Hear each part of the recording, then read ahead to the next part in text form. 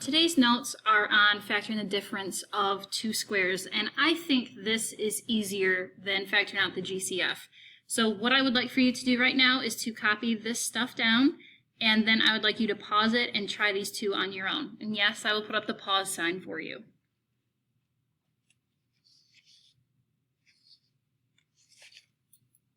Okay, so go ahead and pause it. Okay, let's look at these. Okay, so hopefully you got, for the GCF of number 1, hopefully you got just 5. It is not 5v because this 15 does not have a v with it. So it's just 5. And what's left on the inside, 20 divided by 5 is 4, so that's 4v cubed. Bring down the minus sign. That's going to be just 1, so just v. And then 15 divided by 5 is a positive 3. So there's that one for number 1. Number 2, hopefully you saw that the first term was negative, so your GCF is going to be negative. The GCF on this one is negative 3xy.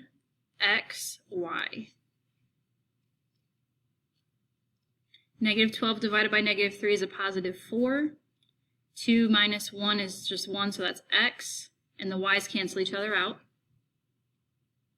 9 divided by negative 3 is a negative 3.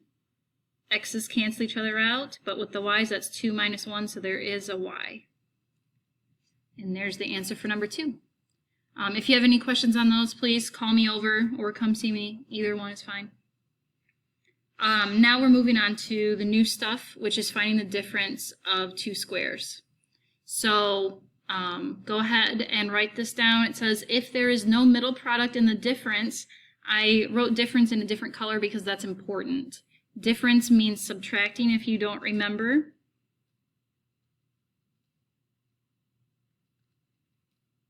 Okay, so your problem has to be subtracting in order for this to work. And both terms need to be squares, which kind of dealt with your bell ringer there. You had to find the perfect squares, meaning you can take the square root of it and it works. It doesn't give you a decimal or anything. So like a perfect square would be 16. That's probably the most common one. Okay. 20, whoops, I don't know what I just did. 20 is not a perfect square. Okay, so that's kind of the difference there. But let's go ahead and look at a few examples. Oh, I didn't finish it. So it has to be two squares. The operations in the binomial factors must be opposite. So one's going to be positive, one's going to be negative. And I'll show you what that means here with the examples. Okay, so first example, we'll call it number 3 to continue the numbering. It's going to be x squared minus 25. Okay, this is a perfect square because the square root of this would just be x. So x squared is just x times x, so that's a perfect square. And hopefully you know 25 is also a perfect square. Square root of 25 is 5. So for this, let me get another color here. You're going to do 2 sets of parentheses. Put 1 plus, 1 negative in the middle. It doesn't matter which one you do first. And then you take the square root of everything. Square root of x squared is just x, so you put an x here and an x here. And yes, they do need to go first. Then you take the square root of 25, which is 5. 5 goes here, 5 goes here, then you're done. To check your answer, you would multiply it back out. You do x times negative 5. 5 times x, 5 times negative 5. And it would work. Okay, let's look at another one. Let's do w squared minus 100. So you can go ahead and pause this and try it on your own. Hopefully you think it's a little easy. Okay, so 2 sets of parentheses. Put 1 plus, 1 negative, doesn't matter which one is which. Square root of w. I'm not going to do those square root signs for every single problem because hopefully you can see that I'm just going to square root it. So square root of w squared, you put 1 here, 1 here. Square root of 100 is 10 and 10. You are done. Okay, I know you're thinking it's pretty easy, but it will get more difficult here in a little bit. Number 5. K squared plus 81. Okay, so you can go ahead and pause this and try this one on your own.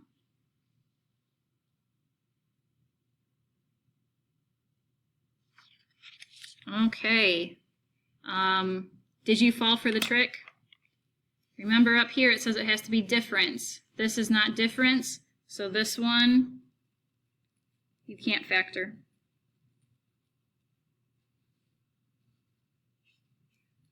Sorry. So if you see something like that on your assignment, just write can't factor, or not factorable would probably be the more proper way to write it. Okay, let's look at one. Now this one's going to be more difficult.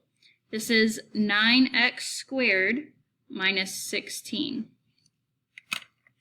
So for this, you still do your 2 sets of parentheses. One's positive, one's negative. Now instead of taking the square root of just x squared and the 16, you're also taking the square root of the 9. So now you're kind of doing this type of thing. So square root of 9, hopefully you know, is 3. And if you don't know how to square root, it is on your calculator. You hit the second button and then the x squared button. So square root of 9 is 3. So 3 goes first here, 3 goes first here. Square root of x squared is x. And then the square root of 16 is 4. Okay. Hopefully that wasn't too bad. Okay, we got 2 more to do. Okay, this one, 1,764 c squared minus 169. Okay, I would like for you to pause this and try this one on your own. So make sure you get it written down, and here comes the pause.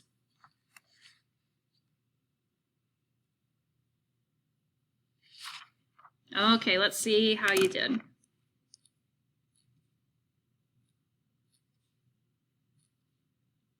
Positive, negative.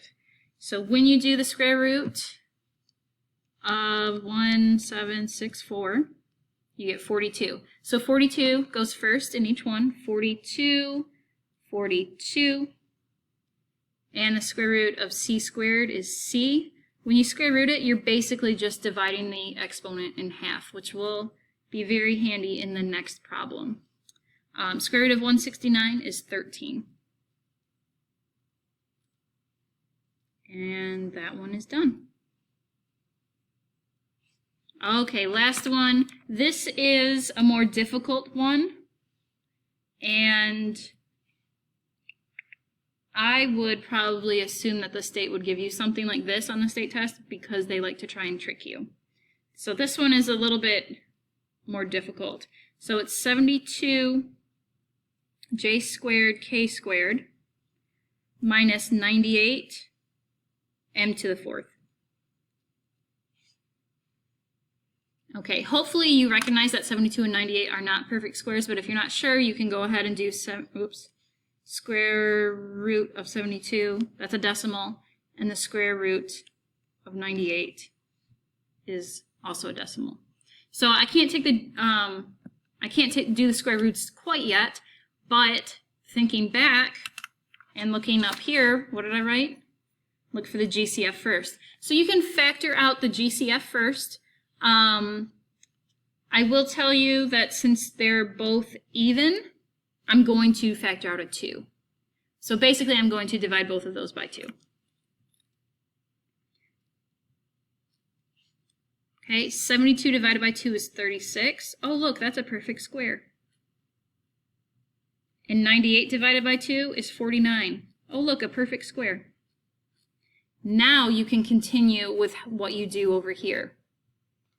Okay, so you can go ahead and continue it. When you take the square root of this lovely thing right here, remember what I just said when we were talking about number 7, you divide the exponent by 2. Okay, so go ahead and pause this and try this one on your own. This is the trickiest one I'm going to give you today.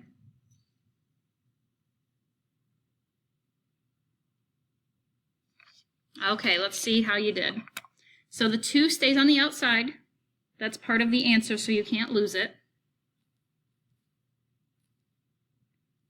So 1 plus, 1 minus. Okay, square root of 36 is 6. For the j's, you put 1j here, 1j here.